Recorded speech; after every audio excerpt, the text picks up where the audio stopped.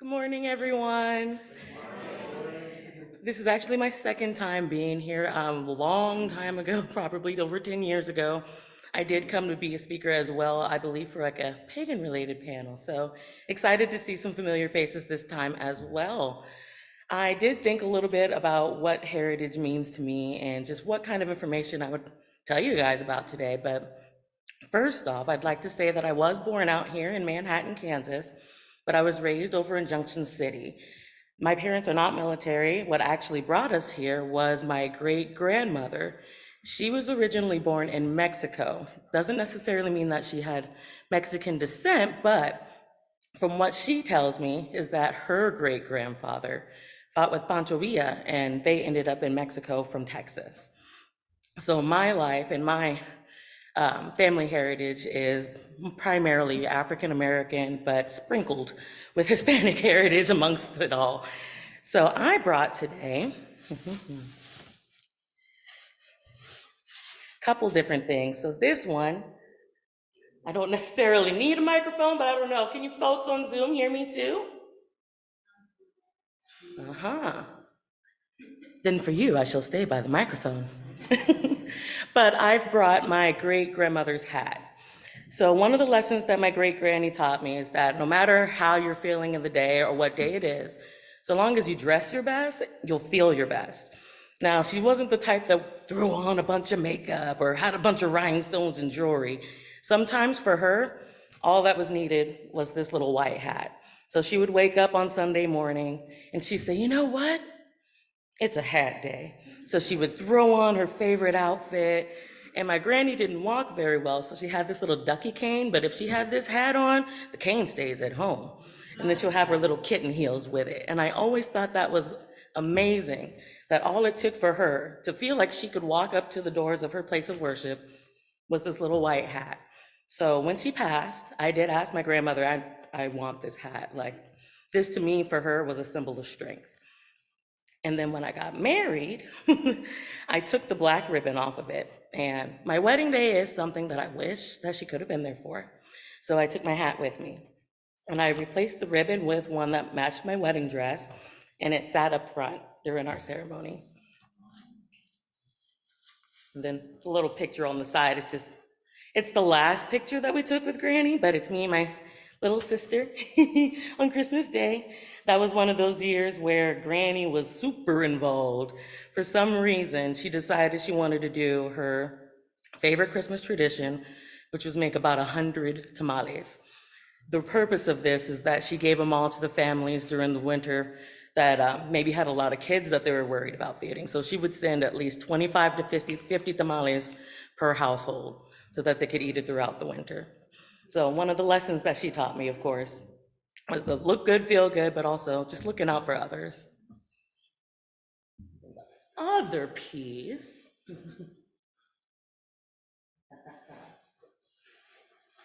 Oh, I should have pulled this out first. Was we are a very DIY family. My granny grew up on a ranch out in Mexico, so they didn't have very much. She used to tell me stories about how her and her siblings would go outside with a stick and a 5-gallon bucket, and they would wait for the nearby creek to dry up, but they had to catch it first thing in the morning because that's when the fish are still there. So they'd wait for it to dry out so they can run out to the water, hit it with a stick, throw it in the bucket. And they would eat on that for however long they needed to. But she was very resourceful, and she passed that down to the rest of us as well. So we all know various different skills like fishing. Some of us can clean fish and other animals. Me and my sister, we've adopted the ability to crochet as well as do needlepoint. So it is kind of funny. We laugh about it and say, wow, we've got these old traits that nobody really pays attention to. And when they see us do it, they go, oh my gosh, how did you have the time? Because we've been doing it for most of our lives thanks to our other women before us. So all they taught me was one chain, one stitch. And it's led me to this. So, not having very much yarn myself to plan a cohesive project, I've used most of my scrap yarn to start a cardigan. And it's one of those cool little hexagon cardigans where you fold it a certain way and it's half a sweater.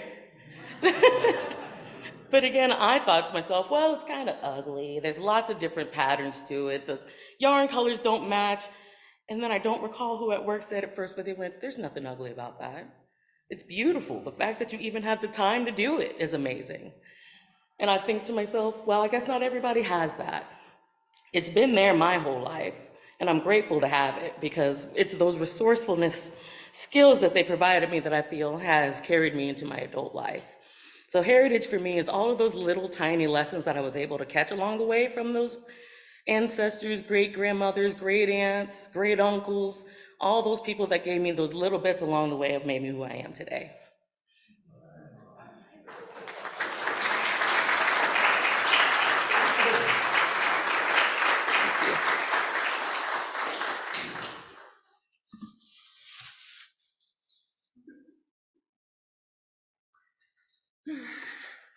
That was beautiful. And, you know, anytime Raven speaks, I always get a little teary because it's just so sweet and beautiful. So thank you so much. Does anybody else want to ask questions or reflect on their heritage? Yes. So you can come on up, or are we walking around with the mic? Okay, we can come on up. So we have Judy Nicholson that is going to reflect.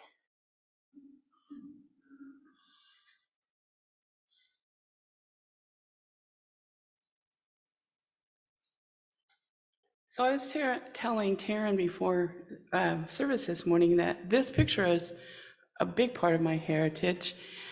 These are my four bears, my four mothers, right? So this was taken probably in the 30s, late 30s, probably on the farm in maybe early 30s. I don't know, before they moved to California. It's taken on the farm in central Nebraska.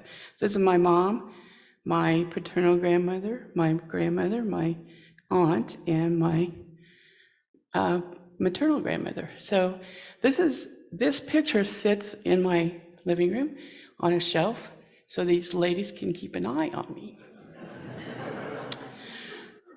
Other than, I also have to, I've been wanting to share this with you guys. Yesterday, there was an auction in my hometown of Beatty, which is an hour north of here. It was the auction of the woman who worked for my dad at Beatty Locker for many years, almost the entire time that he owned a locker. And she was a part of our family, a single lady. She knew how to do everything. She shingled her house. I mean, she did woodworking. She did paint. She painted beautiful pictures. She quilted and did all the needlework. Amazing woman. But you know, she has now in the nursing home. She had to move out of her home, and all of her things were auctioned off. And it was a very bittersweet day. The person who went through her stuff actually found some photos of my dad and her at the locker. So I know you can't see this, I'll show you after, but this is my dad, like in the 1970s, my brother with his long hair during college. So these are some absolutely lovely photos. And on my way home, she's in the nursing home in Frankfurt, I stopped to visit with her. It was beautiful and awesome. I mean, we just talked about the good old days and what she was doing there and how she was doing and how my kids were and everything. And it was just so sweet. So people, don't wait to talk to people that you love from back in the day. You will not regret it. That's it.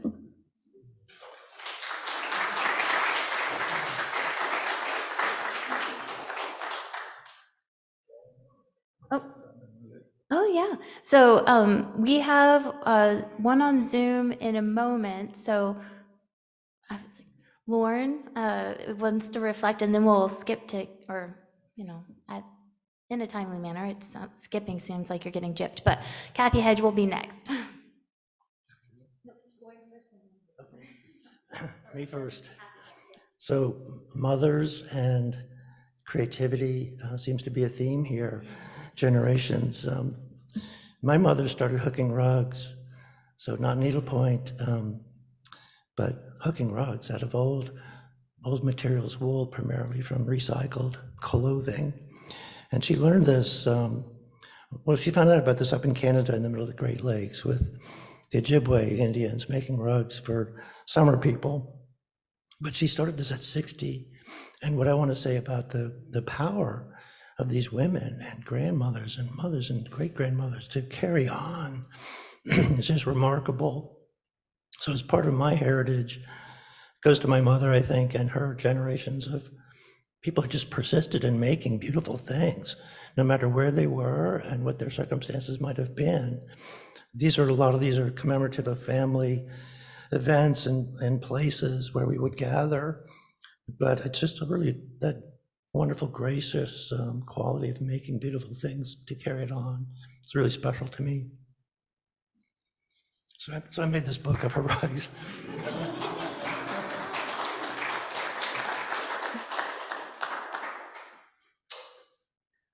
That is beautiful. Thank you. And we're going to go with Kathy Hedge and then Kathy Swinson. Okay. Thank you, folks. This is my daddy's teacup for when he was 4 years old in Anaconda, Montana. His neighbor across the street was Mrs. Cloker. Mrs. Cloker sounds pretty similar to Raven's grandmother, great-grandmother. But every day, every afternoon, this little British lady who would strangle chickens in her front yard by swinging them around. And my dad had a great story about when she got older and weaker, the poor chickens, she couldn't really quite crack their necks all the way. And so she'd step them down, and so that chicken would survive, but its head would constantly be crooked. So there was a whole yard full of crooked necked chickens. But every day, Daddy would come to have tea with Mrs. Cloker from the time when he was a little child of 4 until the time he left for the Navy for World War II. So that's my heritage piece and one of my very, very most precious possessions. Thank you. Okay, so first of all, I'm so excited to see Raven here. And Raven, I don't know if you remember me, I was your first grade teacher. Oh! And I honestly remember you so well and your positivity and how great you were in first grade. So it's exciting to see you here and still see you the same positive and wonderful person. And one thing that earlier, Katie Kingery Page said was that she appreciated your that you're saying look good, feel good, and look out for others. And I remember you looking out for others in first grade as well. So your heritage has impacted on you so much, and thank you. Thanks to your grandma for that saying, and I appreciated that. So welcome, and I hope I get to see you in person again sometime. Bye-bye.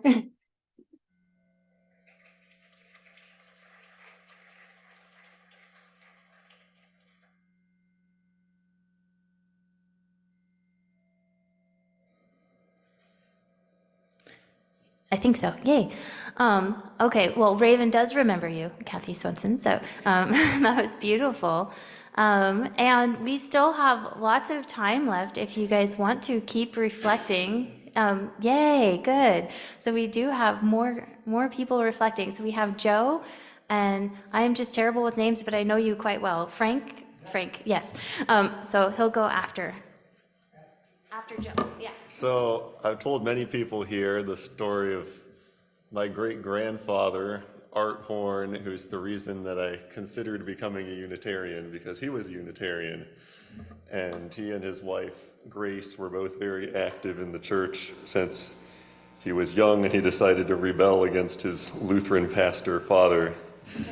And he was also a pretty resourceful person. He was a metal worker, but I don't have any of his metal work. All I have is his leather folder with his initials on it. So this is the proof that my story is about a real person.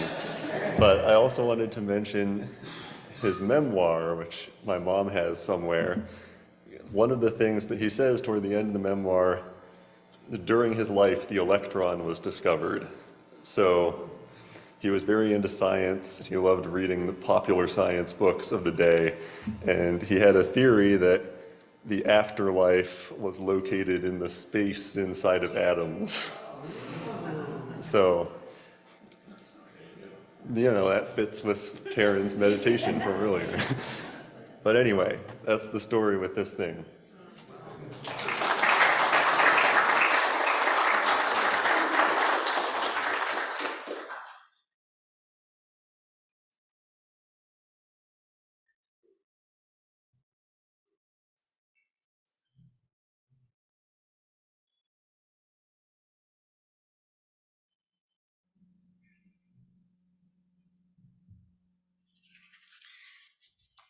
Last week, I said a little bit about this picture. It's a picture of my father in a wheat field on our farm. When we moved back from Minnesota, my wife and I got into genealogy. And my heritage, I'm half German. A quarter from my father and a quarter from my mother. His grandparents came over here from Germany, and my mother's grandparents came from Germany and Switzerland. But the woman that from Switzerland spoke German. So it's, and the rest is Heinz 57. That goes back to colonial times. So I'm, sort of pretty recent and way back in the 1630s on my father's mother's side and my mother's father's side.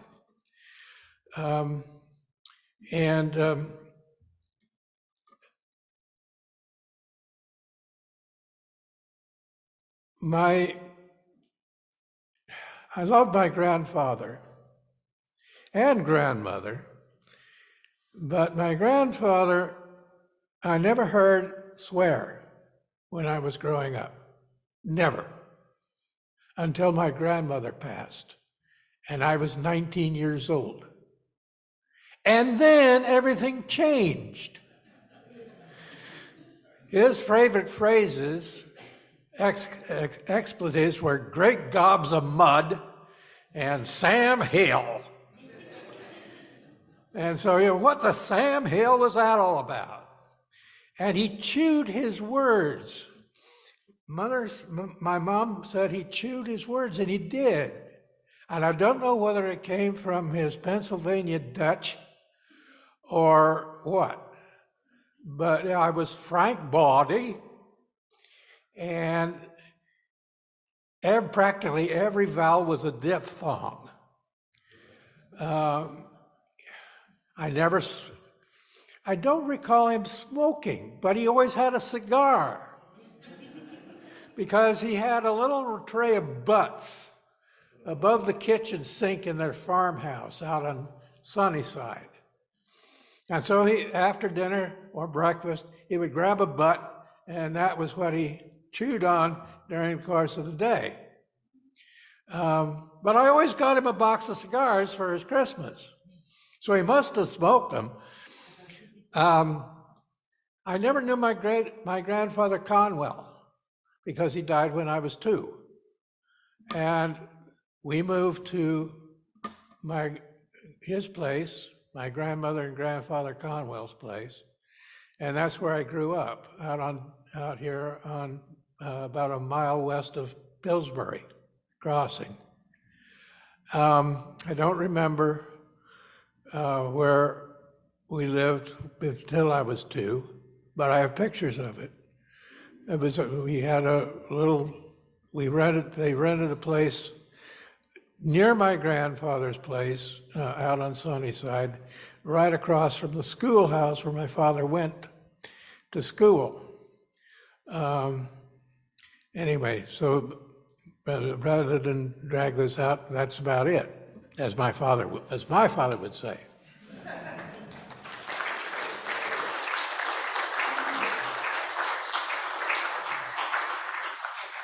And I was told that Katie Kingerly Page might have raised her hand too, but is that true? I don't know. Les raised his hand.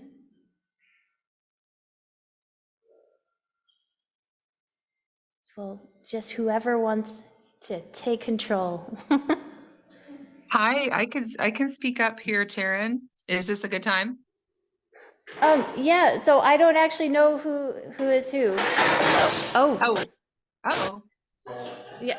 I was like, we can try to assist. I'm not sure. So, something's falling down up here. But do we want Les to go? And then was it Katie that was speaking? sure. Okay, so do you mind if we let Les go and then you will? Sounds great. Okay, cool. Sorry, Katie, I didn't know that you'd also raised your hand earlier. I just wanted to share a picture, and this is my mom over here in the black shirt, and my dad, and that was at her retirement party, and they made those heart shirts for her because she had been in charge of the honors program for decades when she retired from being a professor at Lincoln University in Jefferson City. And she was much loved, and she loved teaching. And she said, one of my favorite sayings from her, she was very bubbly person. She said that teaching was the most fun she ever had with her clothes on. So yeah, and so as a kid, I didn't think I ever would want to be a teacher, but Miki got me into it through language teaching, English language teaching in Japan, when she convinced me to go to Japan with her. And then I realized I love teaching. And now Miki and I are teachers, and both of my parents were teachers, and our older daughter is a teacher. And so that's kind of a family heritage for us. And I just really am inspired by Mom. And when she knew that I was going to go to Japan and start teaching English with Miki, she invited us to one of her classes at Lincoln. And so that was my first time to observe teaching. I don't know if I got much out of it, except that I thought it was really cool. So that's our heritage. That was beautiful. So thank you. And so we'll go to Katie Kingerly Page. Okay, great. Les, I love that story. What a beautiful photo too of your family. Services like this are why I love you so much. And thank you, Taryn. This is a lovely service. I put in the chat something that I'll share to the group. I couldn't figure out how to get a photo to attach, and we're cameras off eating our breakfast in our PJs. So sorry, no photo. But we keep an image right next to our dining room table. It's a picture that includes my great grandfather, Thomas Potter Page, and it's him standing with the Kansas Socialist Convention in December of 1915 in Wichita, Kansas. And they were a powerful group, and they did a lot of things that some people would just think of as practical. One of the things they did that was very practical is they interfered with bank auctions of small family farms when farmers could not afford to pay their bank mortgages. the socialists of Kansas would come and interfere in various types of ways, including keeping others from bidding and only bidding $1 or repurchasing that farm and giving it back to the family. So I find their history inspiring, and it's a part of our family heritage.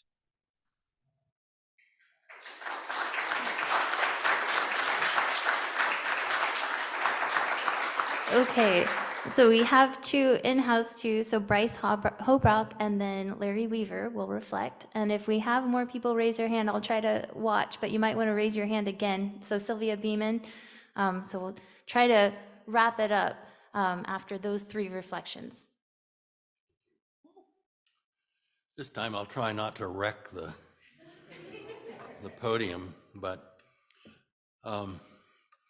I have had up here for a couple of weeks a piece that I wrote in 2009 called Letters from Hungry Ridge. Hungry Ridge was a place in western Kansas where my mother grew up, and that wasn't its real name. It was really called Pleasant Ridge, but the whole area was filled with gumbo soil, which you old farmers will recognize as an intractable clay-type soil that can barely be pierced by a plow, and so everybody there was hungry. This is a story about first, which I told to my cellist group Thursday night, was about my grandfather who is pictured here, up here, who died in 1909 of complications of diabetes in a doctor's facility in Minneapolis, Kansas, the day he was to return to Hungry Ridge. And the tragedies that followed this, the remarriages and the growth of the children and so forth. But it really deals, the letters thing deals with my mother's time in 1929 when she enrolled at Washburn University to study piano. And it's her mother's letters to her during that time. She was very unhappy, and coming from Hungry Ridge, she really didn't fit into the fast young women who had grown up in Topeka and other places. But at any rate, during this time, the time of the letters, in just a short time period, her stepfather died, 20 years her mother's senior, married after her father's death, and then followed by her mother's cousin's death, cousin Elmer, who was gored by a bull 2 weeks later. And it's a story about a very hard winter in western Kansas, every day below zero, and the fact that so many people were dying, that the undertaker was overloaded and could not handle our family's deaths.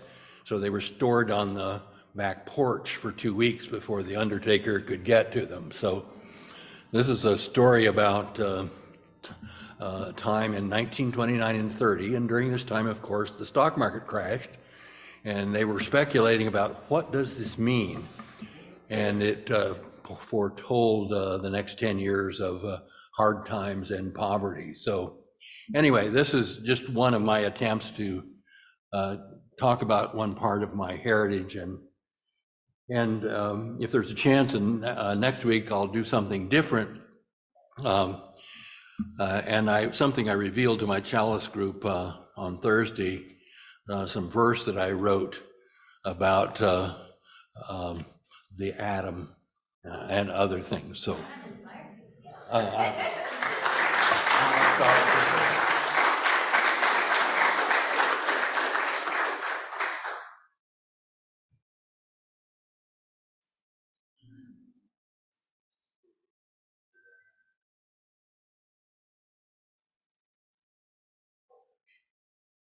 Well, next week I'll bring a picture of my great-grandfather, who we don't know that much about because he ran away from an orphanage in the 1850s.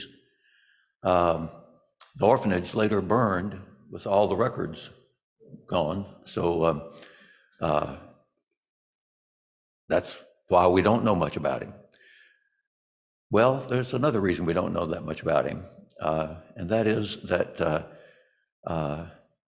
his wife, or maybe she wasn't his wife, because maybe he was already married in Mobile, but his wife finally threw him out after the legend says he was drinking too much, but my father thinks that it's because she found out that he had been married before he married her. So in any case, not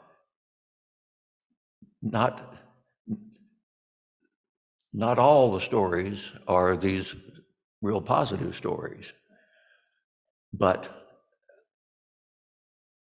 the way things then turned out for the family after my great-grandfather was kicked out, started out being tragedy upon tragedy. I mean, one brother went to work for a man down the road.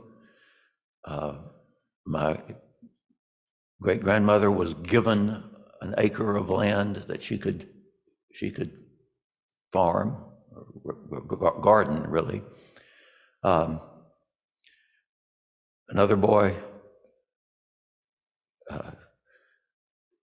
left school one day, put his backpack with his books on a rock, and my grandfather found those books on a rock and realized that the last brother besides himself had left.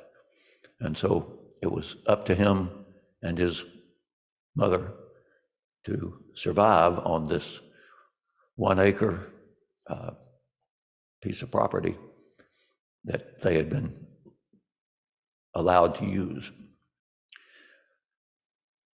And the point that I would like to draw from all this is that things did work out. Things did work out. But it was a matter of a lot of luck. We talk about self-made men usually. They ain't.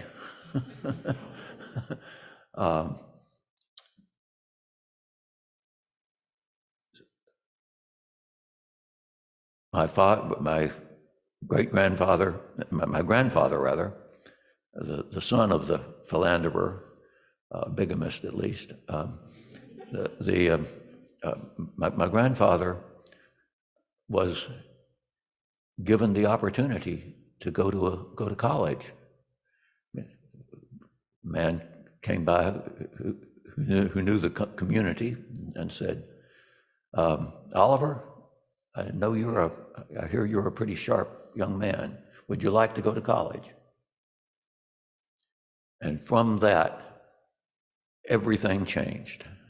And I'll tell you a little bit about that next week when I remember to bring the picture. So.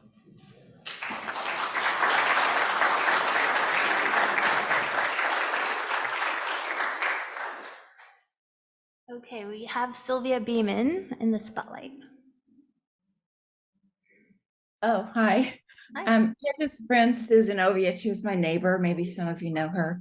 We one day we spent the whole day gleaning fruit from trees where nobody picked the fruit.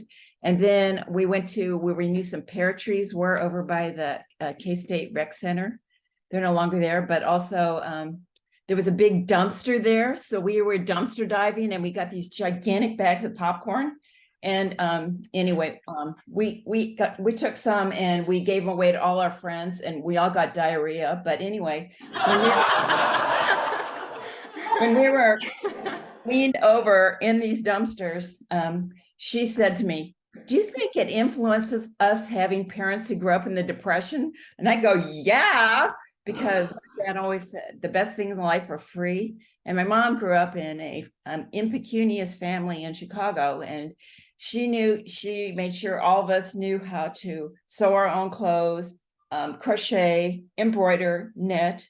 And my dad, all my kids know how to garden from me. My middle daughter started a fruit gleaning business operation, all volunteer in Montreal, which is on bicycles, amazing.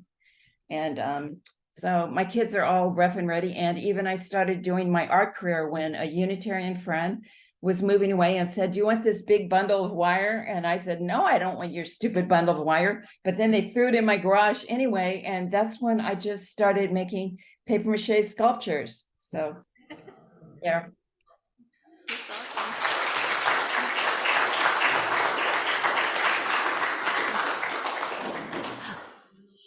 Yeah, so we can do one more. We have Pat Embers that would like to reflect, and then we will have a hymn to wrap it up.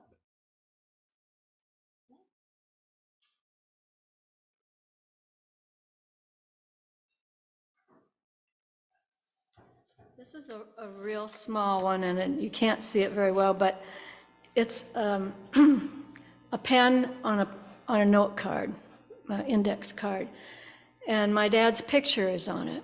And the reason it's significant is because my dad always had 3 or 4 pens in his white shirt pocket. He always wore his white shirt, but he had it open, and he was owner of an ice cream store, and he did a lot of things. But anyway, he always had pens and paper in his pocket, and he used them. And when he died, I found the little 3x5 card index holder that had a lot of his cards in there. And they're always really, really special to me. And one of them had, one of these days I'm going to bring it as part of the service, because it was a prayer and a whole philosophy of life that never came from him verbally, although he did prayers, but it's pretty neat. But the reason I felt I wanted to say something is that today is October 22nd, and my dad was born on October 22nd, 1913, and if he were still living, he would be 110 years old today.